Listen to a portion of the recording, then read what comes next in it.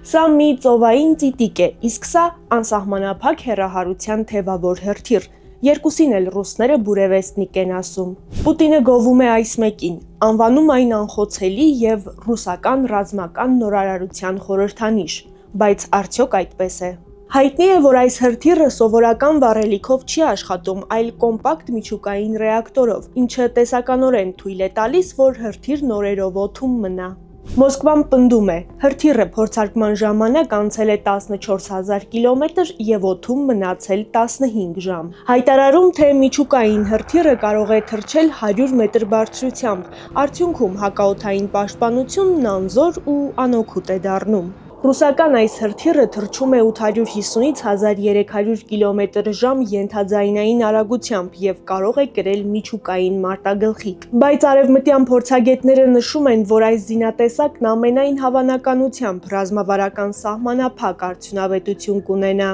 Պատճառը ենթաձայնային արագությունն է։ Ստացվում է, Պուտինի ասած անխոցելի հրթիռը կարող են հայտնաբերել ու խոցել կործանիչները։ Նաև այնպես չէ, որ նմանատիպ հրթիռի գաղափարը նոր է։ Պլյուս-մինուս 70 տարի առաջ 1950-60-ականներին Միացյալ Նահանգները փորձել է ստեղծել այսպիսի համակարգ, բայց հետ է կանգնել անիրատեսական համարելով։ Բացի այդ, միջուկային հրթիռն իրենից հետո ռադիոակտիվ իզոտոպների հետքեր կթողներ։ Ռուսաստանը մոտ 2016-ից զարգացնում եւ փորձարկում է բուրևեստնիկը, Նորվեգիան է հայտնում։ Այս ընթացքում մի շարք վթարներ են եղել, այդ թվում 2019-ին Արխանգելսկի մոտ տեղի ունեցած միջուկային պայթյունը, երբ զոհվեցին մի քանի միջուկային տեխնիկներ։ Բուրևեստնիկի վերջին փորձարկումն օրեր առաջ էր։ Մոսկվան պնդում է, այն հաջողությամբ է պսակվել։ Իհարկե, այս հրթիռը սպառազինության մրցավազքի հերթական ցուցիչն է։ Մի մրցավազքի, որի ընթացքում Ռուսաստանը ձգտում է ամրապնդել իր ռազմավարական զսպման միջոցները